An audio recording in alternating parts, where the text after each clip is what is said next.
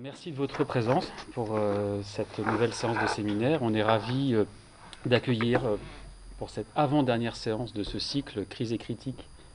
On est ravis d'accueillir Alice Canabat. Et alors je vais la présenter en quelques mots. Et puis je voudrais rappeler aussi un petit peu les grandes lignes de ce séminaire qui se tient maintenant depuis près de 3 ans. Alice Canabat est sociologue, elle est chercheure associée au laboratoire du changement social et politique de l'Université Paris-Diderot. Elle est titulaire d'un doctorat de l'Université Paris-Descartes, qu'elle a préparé au sein du CERCES, le Centre de recherche Sens, Éthique, Société, qui est une ex-UMR, CNRS Paris-Descartes. Et Alice a également toujours été très impliquée dans les activités de notre laboratoire d'idées, depuis le début de l'aventure en 2013. Et enfin, elle est co-responsable, enfin notamment parmi ses multiples activités, elle est co-responsable avec Marie Goupy d'un séminaire au Collège international de philosophie intitulé Révolte, révolution, les enjeux d'une frontière incertaine. On aura peut-être l'occasion d'en parler un peu. En tout cas, avant de passer la parole à Alice Canabat, je rappellerai tout simplement que l'un des fils conducteurs de la réflexion que nous menons dans le cadre de ce séminaire consiste à interroger les dynamiques sociales, les pratiques sociales, mais plutôt les dynamiques sociales et sociopolitiques qui favorisent ou non des processus d'émancipation individuelle et collective. Alors ceci en particulier à l'heure où l'on assiste à un certain nombre de crises, pour le moins radicales, en termes de représentation politique, en termes de modèle économique, mais aussi du point de vue de la réflexion éthique, comme nous avons pu le voir notamment avec l'intervention de Marc Hunyadi il y a quelques semaines. Or, ces situations de crise méritent d'être évaluées avec des outils, alors comme on le sait bien ici, qui sont fournis par la sociologie critique, par la théorie critique, mais pas uniquement. Et à cet égard, on peut se demander si une sociologie herméneutique, c'est-à-dire une sociologie qui soit soucieuse d'analyser l'ordre des discours, des représentations sociales dominantes, ou on pourrait dire les mots d'ordre dominants, par exemple ceux de l'état d'urgence, comme on l'a questionné avec Marie Goupy, précisément. On peut donc se demander si une telle pratique sociologique, une sociologie herméneutique, qui serait attentive aux imaginaires sociaux, à leur métamorphose, n'a pas davantage les moyens, aujourd'hui, de nous aider à scruter les émergences de sens, les reconfigurations de nos capacités d'agir dans le monde actuel, avec son lot de complexité, bien sûr. Alors je rappellerai enfin qu'un enjeu lors de nos séances précédentes a également été d'interroger les représentations dominantes de ce qui est nommé la crise dans ses dimensions sociales, politiques, économiques et écologiques, en insistant sur le fait que ces représentations en vigueur tendent encore trop souvent à freiner, peut-être à contraindre l'imaginaire social, ainsi que la possibilité de commencement, pour citer ce beau terme d'Hannah Arendt. Voilà, après ces quelques mots, j'ai donc désormais le plaisir de confier la parole à Alice Canabat, qui est auteure d'un nombre important de chapitres d'ouvrages et d'articles. Et je citerai simplement les 2 derniers ouvrages collectifs parus donc très récemment. Donc en particulier ce chapitre « Récit de la crise et critique sociale, la durabilité au cœur d'une narrativité post-développementiste ». Donc c'est dans un ouvrage collectif intitulé « Récit de la crise, mythe et réalité de la société contemporaine », paru aux éditions de l'Harmattan. Et puis je citerai « Décroissance et récession en Europe », dans un ouvrage intitulé « L'économie de la précroissance politique de l'Anthropocène », dont il sera peut-être plus particulièrement question aujourd'hui, paru aux presses de Sciences Po en 2015. Et puis j'évoquerai également, ce qui me paraît tout à fait important, un rapport réalisé pour le Parlement européen intitulé « La cohésion sociale en temps de récession prolongée, initiatives alternatives et formes de résistance », Espagne, Grèce, Portugal, donc un rapport d'études paru aux éditions du Parlement européen en 2014. Et enfin, je mentionnerai cet ouvrage à paraître très bientôt, Fragments pour une écologie en chair, le naturalisme actif ou l'écologie associative et la voie du politique, à paraître aux éditions du Bord de l'eau. Et puis enfin, bien sûr, je mentionnerai cet article, c'est le chapitre dans Espace public et reconstruction du politique, intitulé Subjectivité rebelle et espace public oppositionnel vers un autre commun, dans l'interrogation. Je vais circuler l'ouvrage. Que tu as co-dirigé. Que j'ai co-dirigé avec Yann Spurk et Brigitte Frélat-Kahn. Et puis je mentionnerai également ce très beau chapitre dans Écologie sociale, le souci du commun, le renouvellement des imaginaires ou les voies de la vertu de l'écologie sociale. Un très beau chapitre également. Voilà, Alice, je te laisse la parole. Merci beaucoup, Pierre-Antoine. Alors, Yann Spurk, qui initialement a eu la gentillesse de m'inviter, m'avait proposé de réfléchir à un au-delà des crises écologiques. Alors, je lui ai retiré, dans un geste de dissidence assumé à l'endroit de ce qui fut mon directeur de thèse, son pluriel. Déjà parce qu'on se pose ici un peu avec Yann, et que si elle est, pour le dire très brièvement, caractérisée par des phénomènes additionnels et protéiformes, elle n'en reste pas moins analysable dans des termes unitaires. Et j'y ai rajouté comme préalable la critique au prisme de la réalité.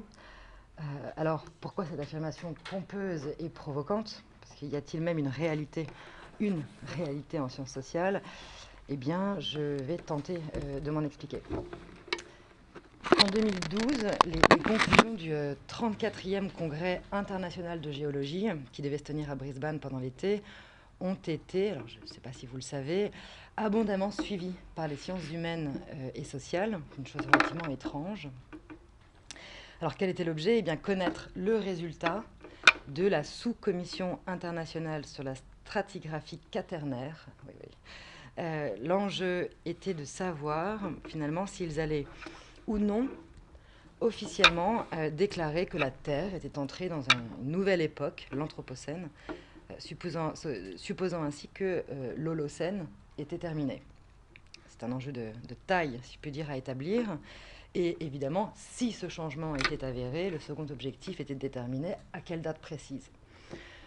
Alors, l'habitude, si je puis dire, des géologues à prendre leur temps, parler en millions et milliards d'années peut y conduire à déstabiliser la communauté scientifique des SHS, travaillant les questions de critique écologique, puisque finalement, indifférents à la pression, ils ont déclaré qu'ils donneraient leurs conclusions définitives au Congrès de géologie internationale à l'été 2016, c'est-à-dire avant-hier. Il y a environ 15 millions de secondes. Alors de quoi parle-t-on et surtout pourquoi en parler ici? Eh bien parce que ce terme d'anthropocène, introduit initialement par le prix Nobel de chimie Paul Crutzen en 2000, suivi d'une publication en 2002 dans la revue Nature, a, alors certes déjà fait couler beaucoup d'encre, mais a surtout littéralement modifié les perceptions, les cadres d'analyse du champ, mais également bien sûr la nature des réflexions critiques sur ou relatifs aux humanités environnementales. Alors, peut-être, disons-le tout crûment, pour la première fois dans la géohistoire, on allait possiblement déclarer que l'anthropos, donc l'homme, notre matière première à nous autres sciences sociales, était devenu une force tellurique, puisque l'anthropocène correspond, pour le dire en bref, à l'identification de l'homme comme force principale de modification de la Terre, tant et tant qu'il y aurait matière, si je puis dire, à considérer un changement d'ère géologique. Alors, cette assertion d'envergure se base évidemment sur des constats scientifiques difficilement contestables. Premièrement, les activités humaines sont devenues la principale force agissante donc, du devenir de la Terre en termes d'extinction de la biodiversité, de la composition de l'atmosphère et de bien d'autres paramètres, donc le cycle de l'azote, de l'eau, du phosphore, de l'acidification des océans et des lacs, des ressources halieutiques, des déferlements d'éléments radioactifs, des molécules toxiques également dans les écosystèmes. Donc notre planète serait sortie, depuis 2 siècles et a priori surtout depuis 1945, de la zone de relative stabilité dans laquelle nous étions donc, avec l'Holocène depuis 11 000 ans. Donc la planète en tout cas se rapprocherait de températures à sa surface qu'elle n'a pas connues depuis 15 millions d'années. Les estimations médianes parlent de plus 4% en 2100 et plus de 40% de la surface de la planète est exploitée par l'agriculture. Nous avons atteint le plus haut niveau de dioxyde de carbone depuis 4000 ans. En fait, derrière tout cela, il serait désormais acquis que l'homme s'est introduit dans le déroulement de tous les cycles naturels. Que ce soit la production et la distribution de carbone par la déforestation, la modification des réseaux fluviaux ou même le déclenchement de la 6e crise d'extinction globale des espèces. La dernière était à l'origine de la disparition des dinosaures. Oui, j'ai pas dit que cette intervention serait très réjouissante. Il existe en tout cas un tableau impressionnant de ce qu'on appelle l'overshoot planétaire. Je le fais circuler, qui montre donc l'emballement, l'overshoot systémique, si je puis dire. En tout cas, cela implique une nouvelle condition humaine, puisque le genre Homo, apparu il y a 2 millions d'années, aurait à faire face, dans les prochaines décennies, à des situations auxquelles il n'a jamais été confronté. Alors, évidemment, tout ceci peut sembler fort loin des cadres et des échelles dans lesquelles les sciences sociales se sont construites et dans lesquelles elles se déploient. Pourtant, cette idée a massivement percolé les milieux intellectuels critiques relatifs à l'écologie politique. Autrement dit, et avant même que ne soit stabilisée la notion, et donc la décision du fameux comité de stratigraphie, l'Anthropocène a fait irruption dans les débats scientifiques et a été investi avec force dans les milieux de la philosophie, de la sociologie, de l'histoire, entre autres choses. Il y a eu, si besoin était de le mentionner, un imposant colloque international au Collège de France en 2015 qui a réuni ce qu'on pourrait appeler la fine fleur des chercheurs sur ces questions, donc de Descola à Latour, en passant par Ami Dahan, Catherine Larère, Francis Chateau-Renaud, Émilie H., Clive Hamilton et bien d'autres encore. Et le titre, finalement, était éloquent. Comment penser l'Anthropocène ? Donc, quelque part, prenant au sérieux le fait que l'histoire humaine et l'histoire de la nature se rencontrent. Alors, peut-être juste pour préciser, parce que j'imagine que vous bouillez, sur cette question de la stabilisation de la notion, le congrès de 2016, donc de l'été dernier, qui s'est tenu en Afrique du Sud, au Cap, a établi donc, que l'humanité était sortie de l'Holocène et qu'avait débuté que nous étions donc dans l'Anthropocène et que nous étions sortis de cette Holocène débutée il y a 11 700 ans avec la fin du grand âge glaciaire. Ce changement d'époque donc consacre, c'est ce qui a été dit, le fait que l'humanité a profondément modifié son environnement selon 4 critères. L'homme est le facteur d'une dispersion sur tous les continents de certaines espèces animales et végétales. Il en oriente l'évolution. Il est devenu le premier prédateur sur terre et sur mer. Et les technologies qu'il a inventées et les usages qu'il en fait marquent désormais durablement la biosphère terrestre. Alors peut-être juste pour la précision, pour finir, si je puis dire, sur ce point, et surtout dont je ne suis pas spécialiste, n'étant pas géologue, tout changement d'époque, en tout cas en géologie, doit être marqué par ce qu'ils appellent un point stratotypique mondial, ce qu'on appelle le clou d'or. Il s'agit de trouver la particularité inscrite dans les couches donc, de la Terre qui trahit le phénomène et qui est mesurée à un point précis du globe. Donc certains ont proposé la teneur en CO2, mesurée dans l'Antarctique. La date de 1610 notamment a été proposée, correspondant aux conséquences de la découverte des Amériques, etc. D'autres ont proposé les 521 essais atomiques qui ont eu lieu des années 40 aux années 2000 et les 2 explosions d'Hiroshima et de Nagasaki qui ont diffusé partout sur la planète des radionucléides, qu'on peut donc facilement mesurer. Les microplastiques aussi, qui sont présents sur toute la surface de la planète, ont fait des bons candidats. Tout comme les teneurs en nitrate et en phosphate qui trahissent l'utilisation accrue d'engrais chimiques, ou les dépôts aussi de suie qui sont dus à la combustion de nos énergies fossiles, en premier chef charbon et pétrole. Et évidemment également les pollutions par le mercure, l'aluminium ou la dispersion des particules de béton. En fait, l'idée c'est que les signaux, la nature, les différents signaux ne manquent pas, mais la Commission s'est donné de nouveau 3 ans pour le déterminer fermement. Donc cet aspect-là reste pendant, si je puis dire. Alors ce qui est notable pour nous, et j'insiste encore une fois, c'est que ce concept, cette idée, cette métaphore peut-être, est devenu un point de ralliement entre scientifiques des sciences dures et intellectuels des sciences sociales pour penser cet âge dans lequel le modèle de développement actuellement dominant est devenu une force tellurique à l'origine de dérèglements écologiques profonds, multiples et synergiques à l'échelle globale. Et les travaux, désormais, abondent sur son point d'origine socio-historique. Alors, débutant ici avec la révolution thermo-industrielle, c'est par exemple une proposition d'Alain Gras, socio-anthropologue des techniques, ou encore avec le capitalisme fossile, c'est une proposition d'Elmar Avater, professeur de sciences politiques à Berlin. La date finalement la plus communément admise est estimée autour de 1800, c'est-à-dire le moment des révolutions industrielles du capitalisme naissant. Ce qui est en tout cas frappant, c'est que l'Anthropocène ait été à ce point multiplement investi et érigé en cadre analytique neuf pour penser l'étendue, la portée et l'au-delà de ce que nous aurions un temps nommé la crise écologique. Et oui, parce que comment continuer à parler de crise écologique, celle que l'on a établie ou révélée dans les années 70, 60, 70, qui a eu ses mouvements sociaux, ses héros, ses détracteurs, mais que l'on pouvait encore voir comme récentes et auxquelles une série de réponses pouvait, nous a-t-on dit, assez aisément être apposée, ou possiblement déniée par ailleurs.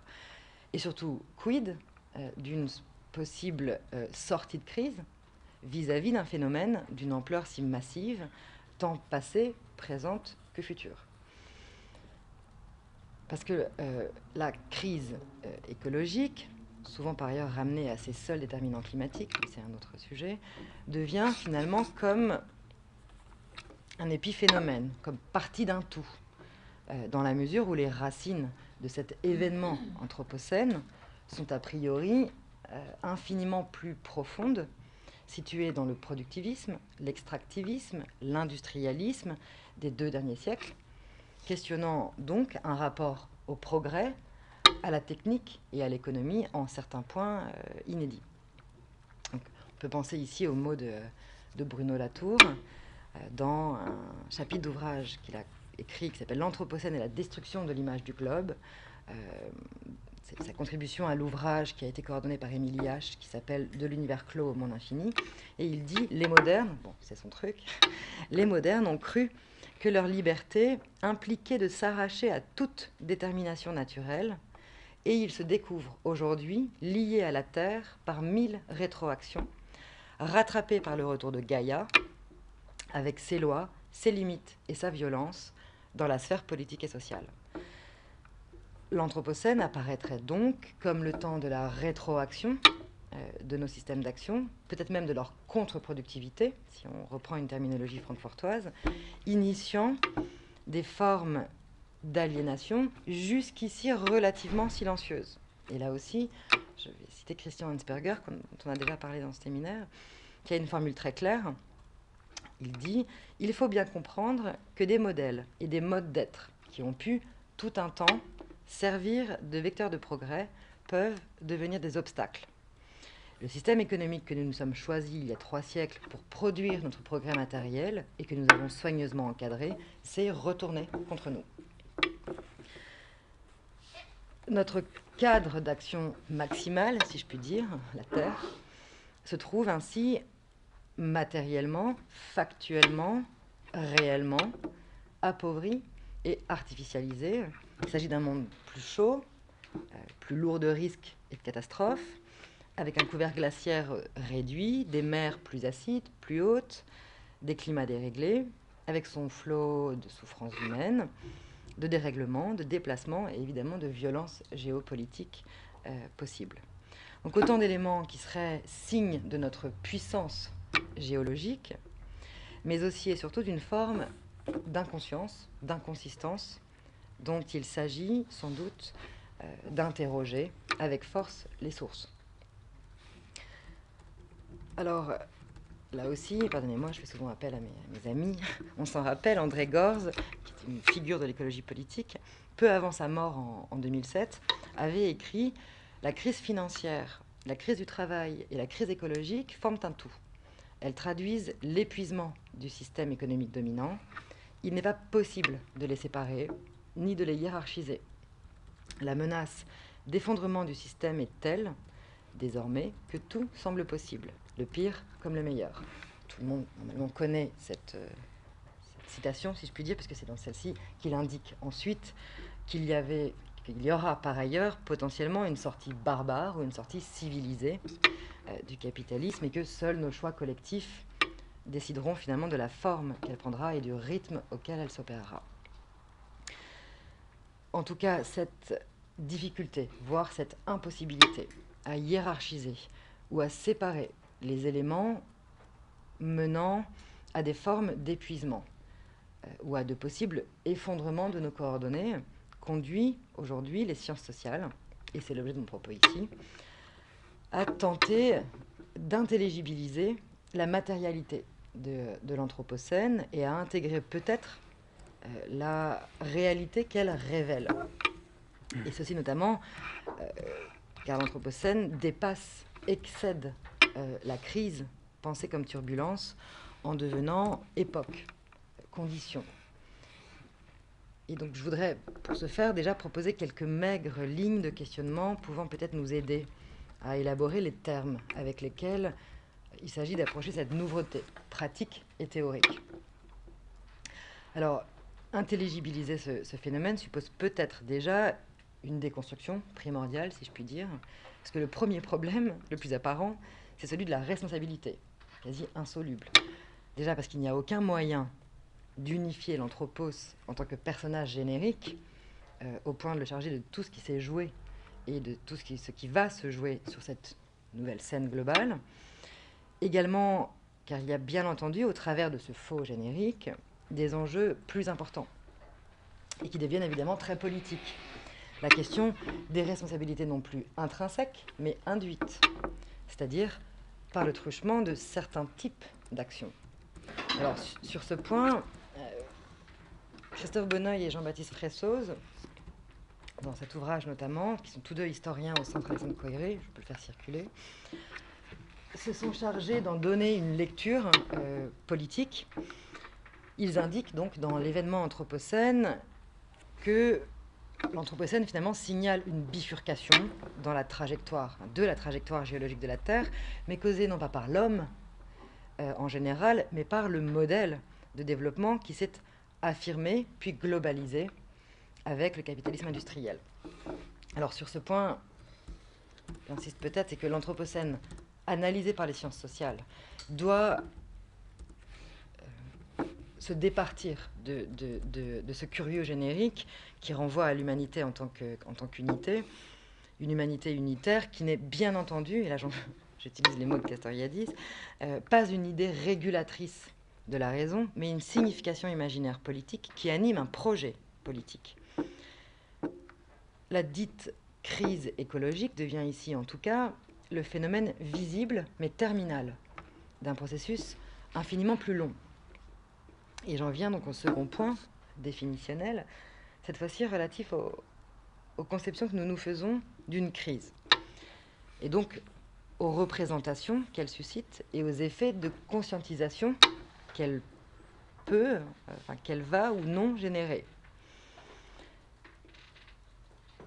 Alors c'est un élément qu'on a déjà beaucoup débattu ici, mais je le répète tout de même, la représentation d'une crise est souvent réduite assez spontanément, quasiment naturellement, à la signification imaginaire centrale de notre époque, c'est-à-dire l'économie reine. Une crise est donc surtout vue comme une zone de turbulence, révélée par un signal brutal, un symptôme spectaculaire, souvent un crack, mais, et cet aspect est souvent minoré, son apparition a suivi un mécanisme qui s'est installé dans la durée, c'est-à-dire sur une période beaucoup plus longue, et dont l'effet de suivisme, voire de grégarité, est consubstantiel. La crise des tulipes, par exemple, au XVIIe, en est un bon exemple. Le marché a enregistré une progression de 3000% avant de s'effondrer et faire par ailleurs, fait notable, l'objet d'une annulation pure et simple de la dette. Mais j'y reviendrai. Cet aspect, en tout cas, de déconnexion vis-à-vis de la réalité, souvent traduite par la composante spéculative, est l'un des éléments les plus transversaux des crises. Excès de confiance, phronésis, démesure sont quasi systématiquement à l'origine d'un tel processus. Et pour poursuivre et terminer cette homologie discrète que vous devez commencer à imaginer, je vais revenir justement 30 secondes sur cette fameuse crise de la tulipomanie. Donc c'est la fameuse annulation de dette qui est advenue à ce moment-là. La crise de la tulipomanie est sans doute la première crise conscientisée comme telle. En fait, personne n'a voulu payer. Ni les fleuristes, ni les marchands, ni les clients. Et la question a été alors renvoyée aux autorités politiques locales, puis finalement aux plus hautes instances. Et la Cour de Hollande a décidé de ne rien faire. Le problème était les contrats qui se perdaient dans des labyrinthes et qui finalement portaient sur qui avait fait passer le contrat à qui. Ils ont tenté des règlements au cas par cas, mais en fait, le tout a terminé du fait d'une impossibilité de différenciation dans les prises de risque par une annulation donc des fameux contrats. Et la dette a été réduite de 96,5%, chose qui serait plus concevable aujourd'hui par ailleurs. Ce que je tente de signifier par là, c'est que toutes les grandes crises trouvent leur origine dans un excès. Et j'oserais dire dans un excès de confiance. Il s'agit souvent par ailleurs d'un mécanisme auto-entretenu pour lequel jouent des effets psychologiques, de stimulation réciproque. À cet égard, Mills, par exemple, a écrit un article d'une grande lucidité. Autrement dit, la toxicité d'une crise est proportionnelle au degré d'aveuglement ou de confiance aveugle apposé vis-à-vis d'un mécanisme que l'on pense contrôler, alors qu'il va avoir des effets délétères en chaîne, et pour lequel la question par ailleurs des responsabilités est évidemment toujours problématique. Et si l'on reprend donc le fil de mon propos, un certain nombre de questions peuvent émerger. L'introduction de cette nouvelle qualification, anthropocène, donc publicisée, j'ai quasiment envie de dire démocratisée, puisque dorénavant on le voit même dans des journaux, ne va-t-elle pas, ne peut-elle pas jouer finalement le rôle de symptôme spectaculaire, venant révéler le mécanisme de durée qui a concouru à une situation inédite, entretenue par ailleurs par un effet de suivisme et un excès de confiance, la spéculation sur la capacité de charge de la planète, sur son infinie résilience, sur l'innocuité de nos modes de production, etc. Et les stimulations réciproques, ici de déni, là de fausse conscience, ont sans doute achevé d'installer ce processus toxique qui nous enjoint peu ou prou aujourd'hui à reconnaître une dette à l'endroit des générations futures, dont il est par ailleurs possible que l'on peine à distinguer un responsable net. Mais n'est-il pas finalement concevable aussi d'imaginer que cette qualification vienne ici faire cesser l'aveuglement qui a concouru, et qui concourt encore, à récuser la crise écologique, c'est-à-dire à modifier les perceptions que l'on a de la crise, conçue encore une fois comme quelque chose d'un ordre beaucoup plus plat, ou en tout cas immédiat, qui en tout cas pour certains relèvent de l'ordre du cosmétique. Alors ces questionnements me semblent, c'est-à-dire sur les processus, me semblent d'autant plus importants que ce système s'est répandu, notamment du fait des différentes globalisations, dans de telles mesures qu'aujourd'hui il est quasiment hors d'atteinte, maximisant donc les effets les plus pervers. Et l'Anthropocène, en tant que réalité, en tant que matérialité, semble en révéler les différentes sédimentations. Mais finalement, quels effets l'Anthropocène, en tant que métaphore politique, va-t-elle ou peut-elle induire? Alors, pour terminer ce long préambule, je vais emprunter une expression à Myriam Revaud-Dallon dans son ouvrage La crise sans fin, qui indique que l'idée de crise est devenue aujourd'hui ce qui explique plutôt que ce qui est à expliquer. Et tout ceci pesé, peut-être, pourrions-nous tenter de voir ce qui est à expliquer. Autrement dit, de quelle crise, et là au pluriel pour le coup, l'Anthropocène est-elle le nom? Et y a-t-il même un au-delà possible?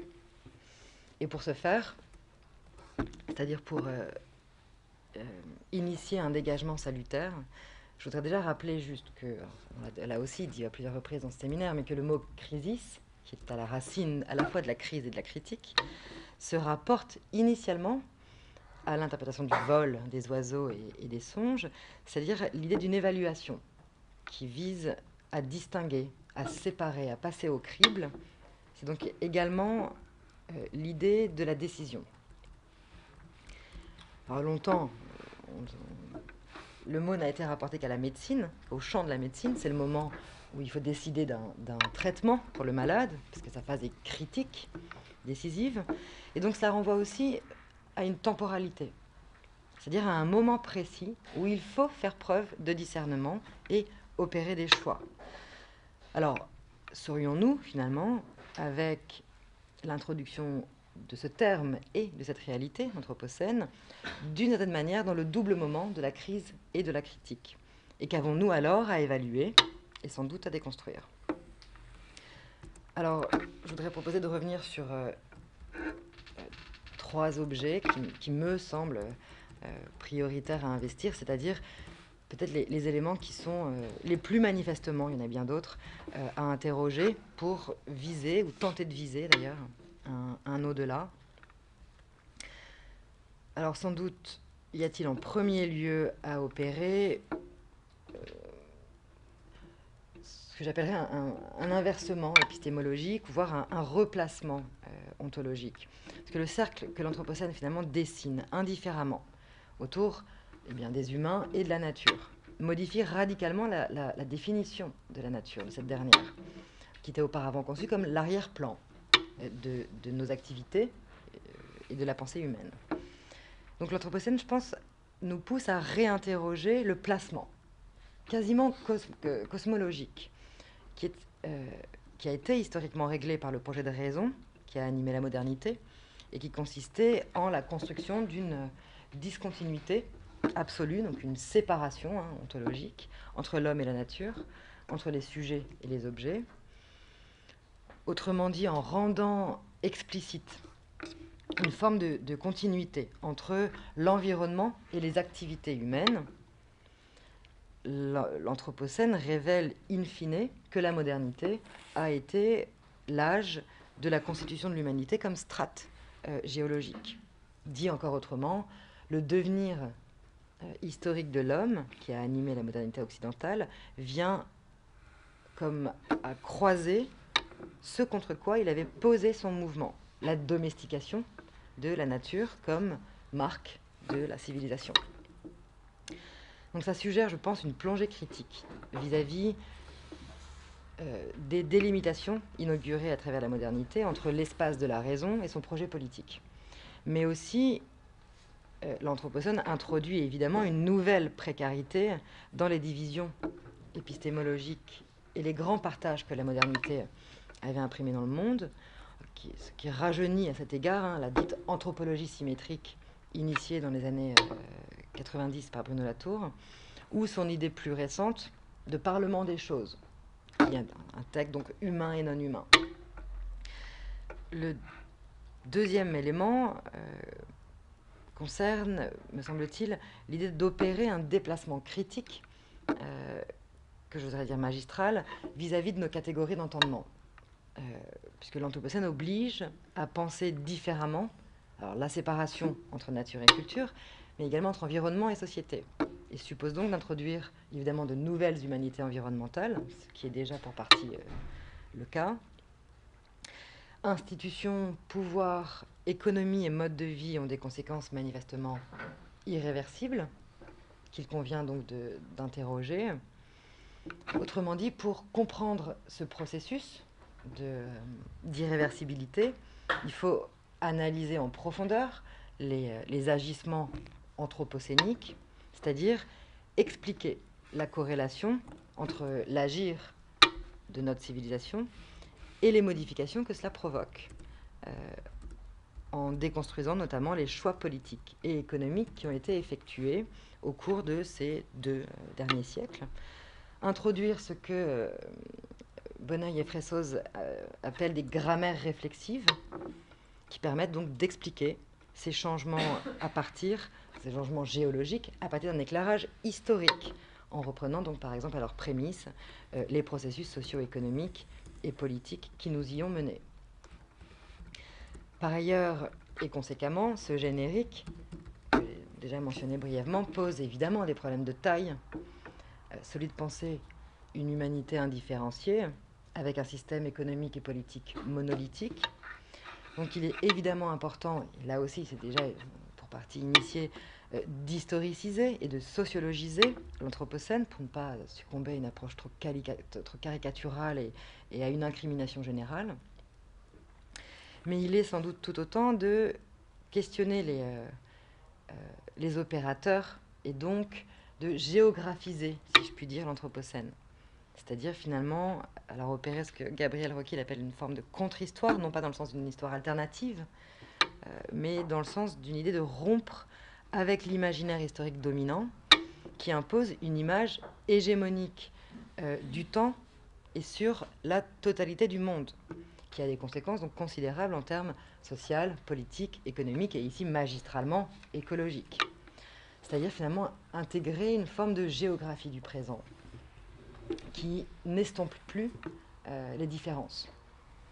Ce qui supposerait par ailleurs, pour reprendre encore une fois la terminologie de Gabriel Roquil, d'opérer une cartographie de ce qu'il appelle, en tout cas, pas sur l'Anthropocène, mais lui appelle ça les phases et les métastases. Donc je pense qu'il faudrait opérer une cartographie des différentes phases et métastases, évidemment, de l'Anthropocène. Pour le dire autrement, et j'oserais dire plus pratiquement, pour certains, notamment les historiens des sciences, l'Anthropocène est un anglocène, c'est-à-dire la part de responsabilité dans le changement climatique des 2 puissances hégémoniques du 19e que sont la Grande-Bretagne et les USA témoigne du lien fondamental existant entre crise climatique et entreprise de domination mondiale.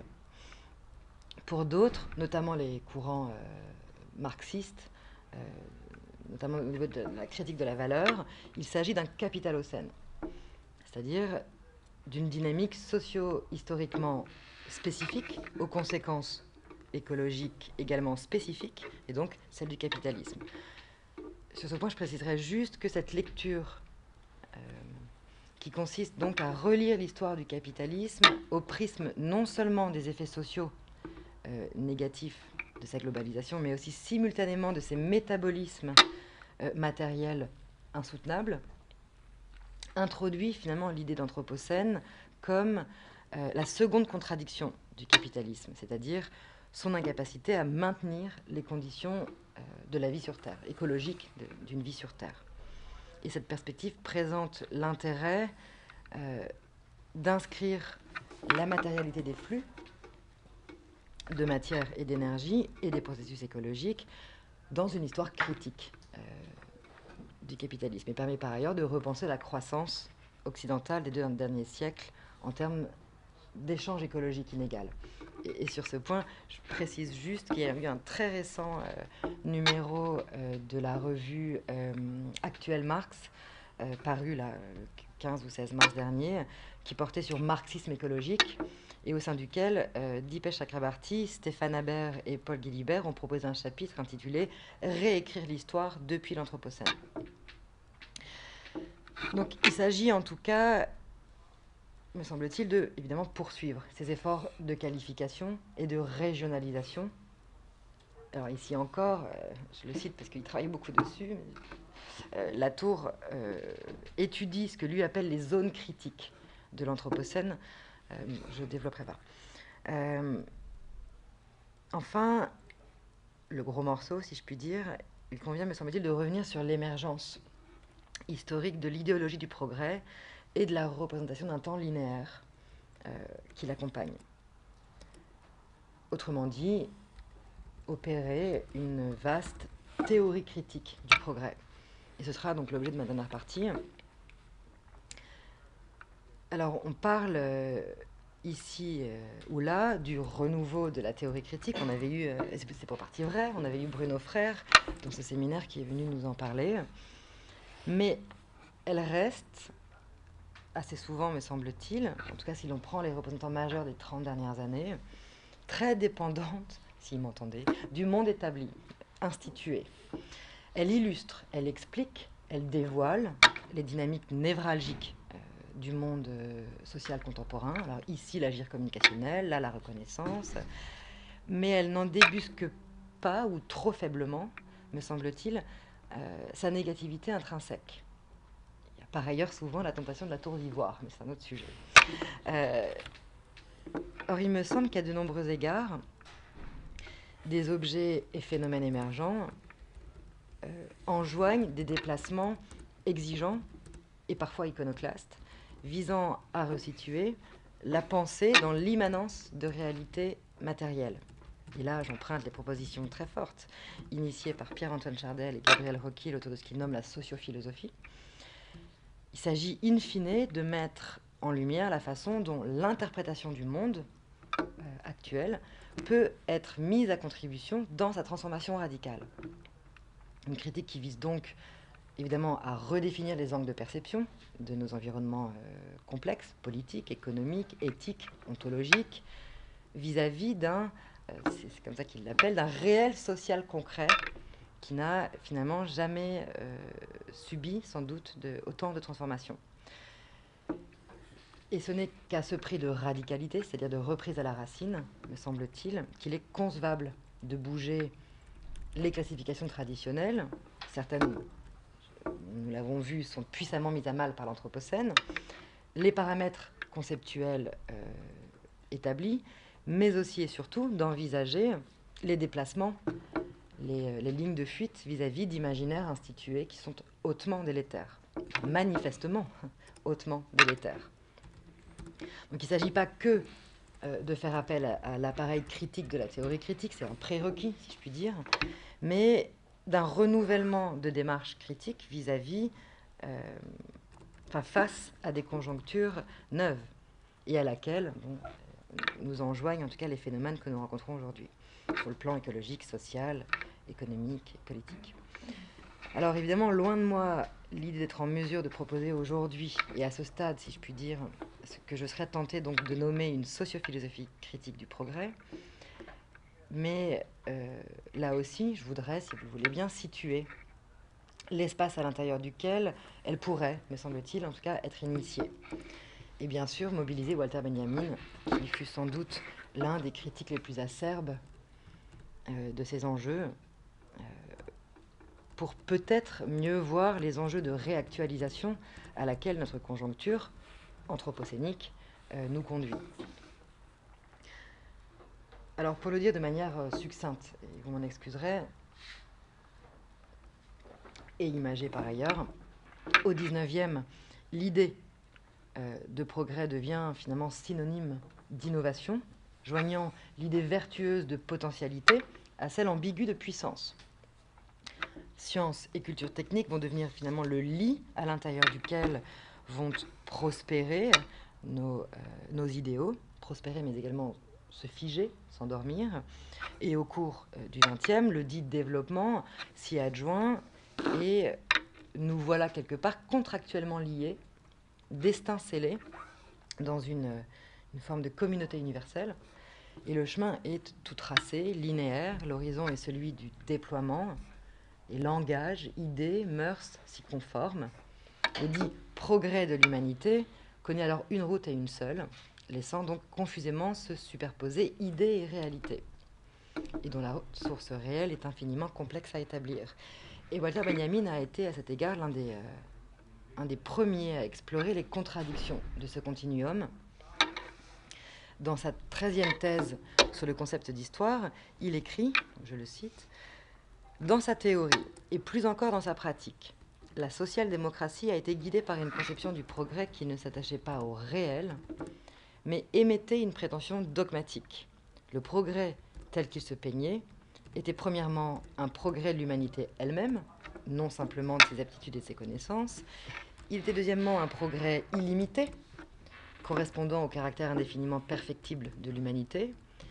Il était envisagé troisièmement comme essentiellement irrésistible, se poursuivant automatiquement selon une ligne droite ou une spirale. Chacun de ces prédicats est contestable.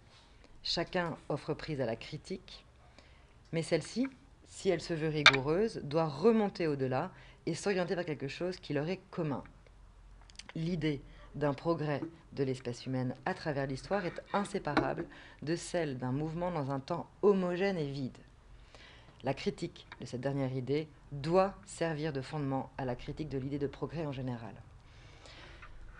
Alors il y aurait évidemment beaucoup à dire, mais ce sur quoi je voudrais apporter l'emphase, c'est cette vision d'un temps homogène et vide, qui n'est pas étrangère aux critiques qui ont pu émerger dans les années 70 et qui ont fait apparaître la dite crise écologique, et qui ont comme réclamé, mais maigrement, partiellement, j'oserais dire idéologiquement, une révision du dit contrat, puisque ces contestations écologiques à l'origine visaient, enfin déjà, si je puis dire, à révéler l'entreprise de réification qui est à l'œuvre. C'est-à-dire que pour bon nombre de ces mouvements sociaux qui vont alors éclore, il y a déjà ces logiques d'étouffement vis-à-vis de ce long chemin artificiel où finalement prospèrent les homélies qui prétendent que seul ce type de rapport au monde est permis. C'est-à-dire les conceptions d'un temps homogène et vidé du dessin qu'il porte. Et c'est alors que ces nouveaux récits, ces nouvelles contestations émergent, encore une fois, marginalement. Mais ici, l'altermondialisme, là, les résultats de croissance, les écologistes radicaux, etc. Alors, au travers de ces critiques radicales, certains voient, et cette idée est intéressante, un refus du progrès, conçu alors comme la manifestation d'une pensée régressive, inverse à l'innovation, amoureuse des temps d'hier, ou même de divers exotismes. C'est-à-dire, et c'est souvent une taxation en tout cas qui revient, inverse au cours du temps. C'est par ailleurs le même type d'argument qui fondera plus tard cette critique grotesque d'un retour à la bougie.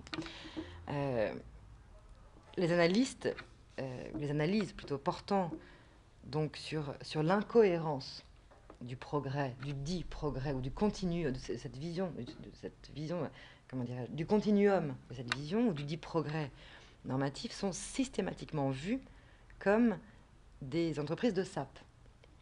Et ici encore, je me permets la réflexion de Walter Benjamin, qui finalement parle beaucoup mieux que moi, qui s'impose dans une conférence de 1914 sur la vie des étudiants.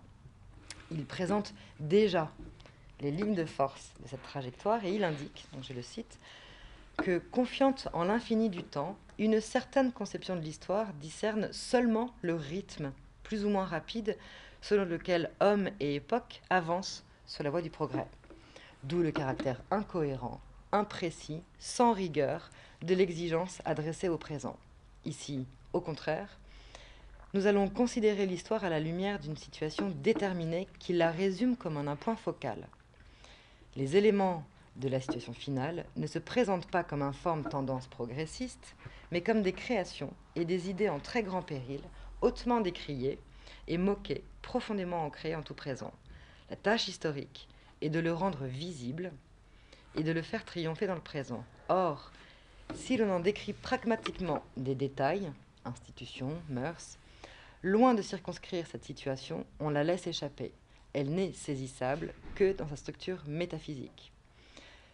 Donc à en croire Benjamin, illustrer ce point focal suppose de dépasser les détails pragmatiques qui laissent donc échapper la complexité de la situation pour interroger plutôt sa structure métaphysique, c'est-à-dire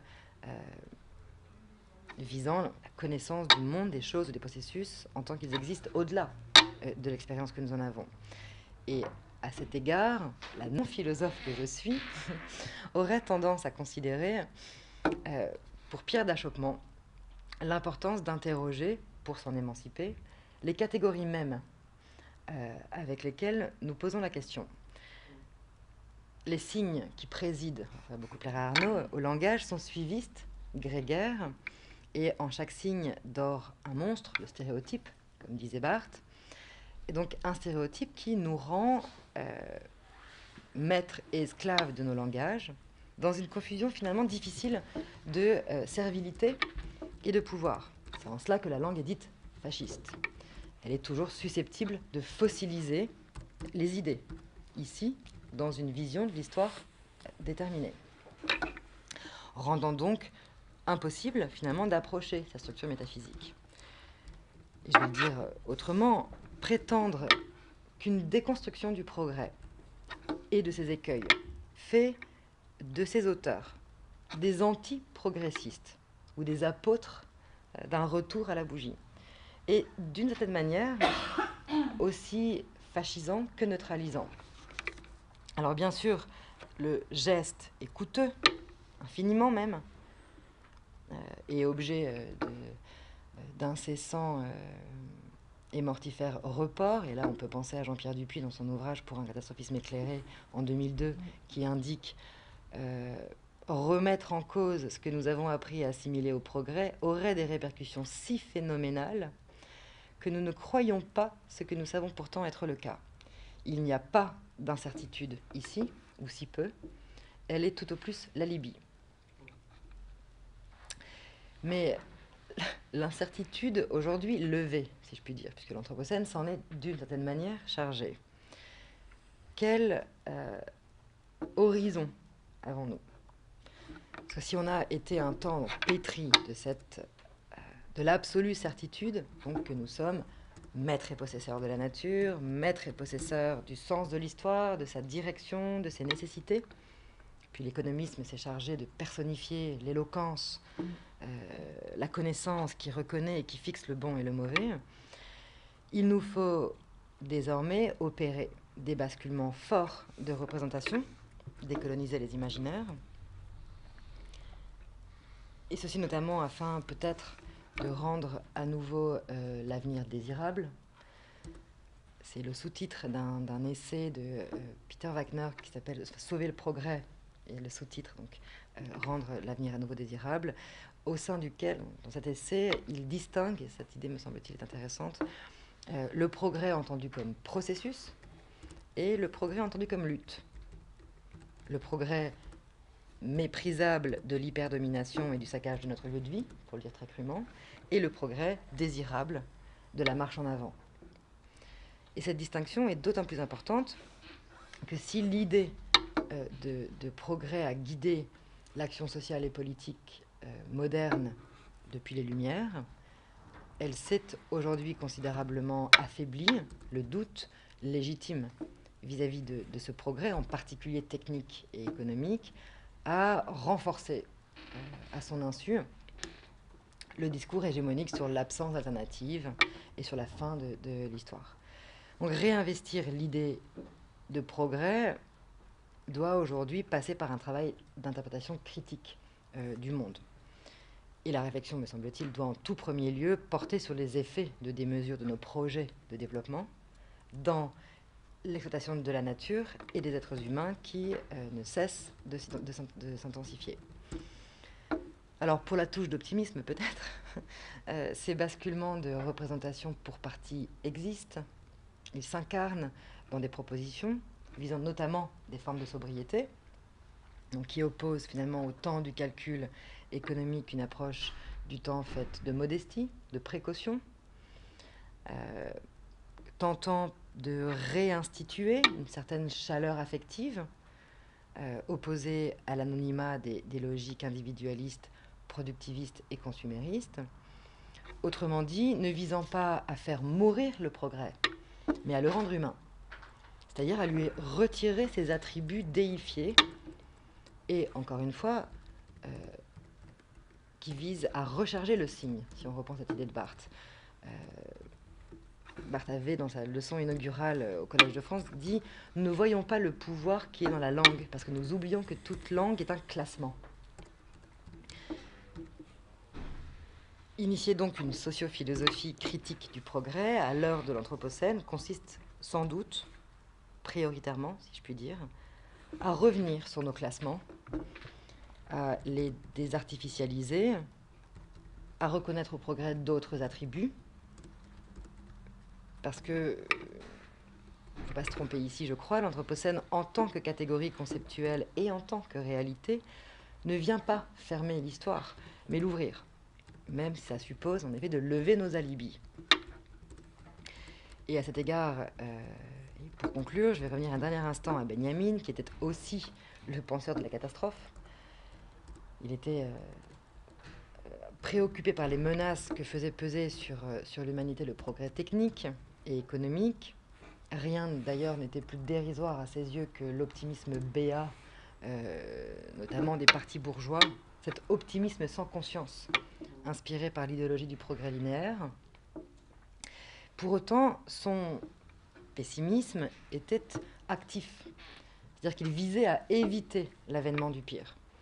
Et c'est d'ailleurs assez troublant de voir déjà formuler cette idée d'une confiance illimitée, c'est comme ça qu'il en parle, comme source des catastrophes qui attendaient l'Europe. Et dans sa 12e thèse sur le concept d'histoire, il indique que cette tempête qu'on appelle progrès accumule ruine sur ruine et prépare des catastrophes nouvelles. Hiroshima allait advenir peu après. Dans ses notes préparatoires, par ailleurs, il observait même que la catastrophe est le progrès est la catastrophe est le continuum, disait-il, de l'histoire. Alors bien sûr, sa catastrophe n'était pas celle que l'on entend aujourd'hui, 70 ans plus tard. Mais son acuité a posé cette intuition fulgurante qu'il y avait installée au cœur même du progrès technique une barbarie industrielle, dynamique, et quand même pour le moins saisissante. Cette barbarie industrielle, qu'on pourrait même aujourd'hui dire post-industrielle, parce qu'elle a muté aussi en forme et en ampleur, se traduit par des formes d'exubérance irrationnelle. Il y a par conséquent besoin d'une décolonisation radicale de nos modes de pensée et d'une transformation radicale de nos modes d'être. Le principe d'autolimitation qu'énonçait déjà Gorz, qui permet de replacer les besoins dans la norme du suffisant, est, par exemple, en termes de rapport aux significations imaginaires centrales de notre époque, extrêmement hautement, plutôt disruptive, mais sans doute aussi nécessaire. Parce que les modes de production, et j'oserais dire d'extraction industrielle, post-industrielle, sont venus potentialiser à outrance notre détachement vis-à-vis du monde réel. Alors Illich parlait déjà de cette perte de sens, et Olivier Rey, je vous conseille fortement son ouvrage, qui poursuit la pensée d'Illich, le fait à présent, en interrogeant la question de la taille de nos productions et institutions. Pardon. Et à cet égard encore, j'ai envie de le préciser, Benjamin, en cherchant à étudier les soubassements de l'histoire triomphante du productivisme, c'est-à-dire ses écueils, ses limites et ses contradictions, est peut-être l'un des premières pensées, du moins, distinguant ce que l'Anthropocène allait révéler. En tout cas, il me semble que l'Anthropocène vient poser avec force ce questionnement longtemps dévié, ou plutôt considéré dans ses marges, du dimensionnement.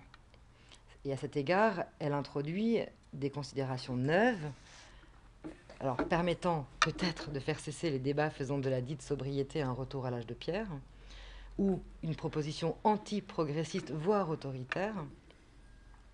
Parce que ce qui est à l'œuvre en termes d'exercice critique n'est évidemment pas l'abandon de toute idée de progrès, mais le renoncement, je le répète, à une idée, à une certaine idée, une idée normative du progrès, fondée sur la croissance économique et son outillage technique, et surtout sur la croyance en une vertu de l'accumulation comme fondement même de notre civilisation. Alors ce geste critique peut aussi commencer, pratiquement parlant, si je puis dire, par la démystification d'importants concepts réifiés, tels que le PIB, qui est devenu un fétiche, comme les travaux de Dominique Méda, par exemple, l'indiquent brillamment. En tout cas, et pour conclure, l'Anthropocène, en tant que qualification désormais publique, en tant que métaphore politique et en tant que réalité pratique, conduit d'une certaine manière à reconsidérer la portée de ce qui jusqu'ici était conçu comme des propositions idéologiques, et on peut quasiment mettre ici tous les auteurs qui ont réfléchi l'écologie politique, à reconsidérer également ce que l'on considère être la crise écologique, et elle conduit enfin plus largement, me semble-t-il, à cesser d'entretenir ces idoles qui ont longtemps autorisé l'homme, comme disait Fromm, à s'agenouiller devant les œuvres créées de ses propres mains. Et là aussi, vous me permettrez, je vais le citer. Fromm dit « L'industrialisme moderne a fait de l'homme un automate, un robot, un homme aliéné. Ses actions et sa force sont en définitive dirigées contre lui et le dépassent. Elles lui sont devenues étrangères. Ce n'est pas lui qui les maîtrise, mais elle qui règle sa vie. Ces forces vitales se sont transformées en choses et en institutions, devenues à leur tour des idoles. L'homme agenouillé, l'homme aliéné s'agenouille devant les œuvres créées de ses propres mains. » Alors, pour ouvrir peut-être sur quel au-delà, alors c'est l'objet du dernier livre de Yann Spur. Quand j'ai commencé par Yann, je vais finir par Yann. Il redoute, c'est en tout cas l'objet de son dernier ouvrage, et brillant, les modes d'emploi, les One Best Way, visant finalement à décider et choisir du bonheur des autres. Il n'y a finalement, selon lui, ni fatalité ni déterminisme à l'endroit de quelque crise que ce soit. Et tout dépassement, dit-il, ne peut être que le résultat d'actions et de mouvements, souvent portés par des contestations, qui visent bien d'autres manières de vivre et qui sont basées, nous explique Yann, sur des agirs publics visant des formes d'affinité élective entre acteurs sociaux et différentes forces culturelles, intellectuelles, sociales, etc. Si on se réunit sur la seconde partie de l'assertion, je ne suis pas sûre qu'il n'y ait pas aujourd'hui à l'œuvre une forme de fatum. Non pas évidemment en tant que destin irrévocable, mais en tant que destin partie liée à nos actions, à la manière d'une condition, je le répète, qui reste majoritairement conçue comme incréée. Et elle le restera, je le pense, aussi longtemps que l'on la considère ainsi. Il est donc difficile d'établir s'il y aura un quelconque au-delà de là ou des crises écologiques, allez, je lui laisse, et de la condition anthropocénique.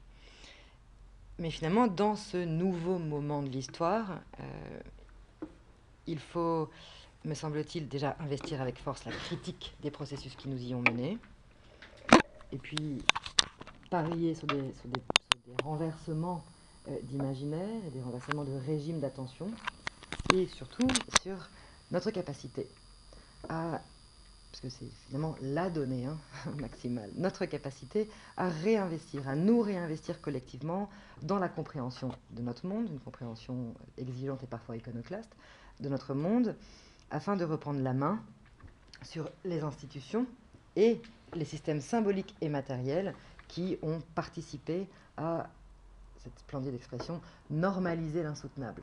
C'est une expression, encore une fois, que j'emprunte à Christophe Bonneuil. Je vous remercie. Merci beaucoup, Alice.